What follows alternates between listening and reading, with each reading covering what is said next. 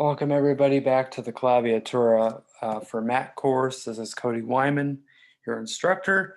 And in this video, we are going to go over the Snap to Grid feature. This is the final feature in the section where we actually try to have the MIDI snap to a particular tempo or particular grid.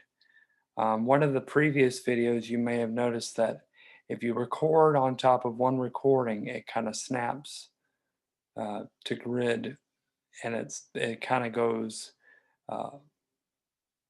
in spite of each other. If there's two different rhythms playing, it will play a different rhythm there. So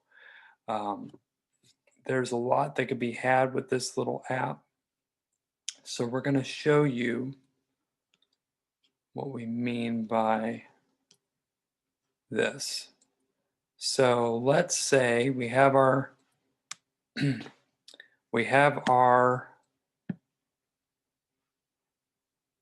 information that we want.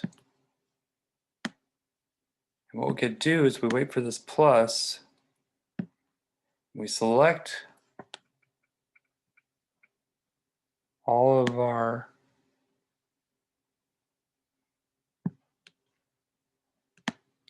we select the music that we want, and we can grab it. If this is clicked, we can grab and snap it to whatever grid we want. We can move the performance around in many, many different ways.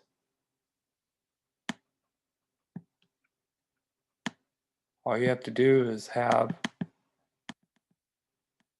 this snap to grid clicked, and it will work for you.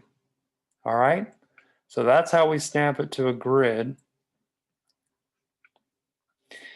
And in the next video, we're going to talk about how the Apple MIDI synthesizer works. That's one of my favorite sections in the course, where we'll actually be able to play around with instruments, dynamics, and keys, and how loud or how soft you want the overall master volume to be. So stay tuned for section 3.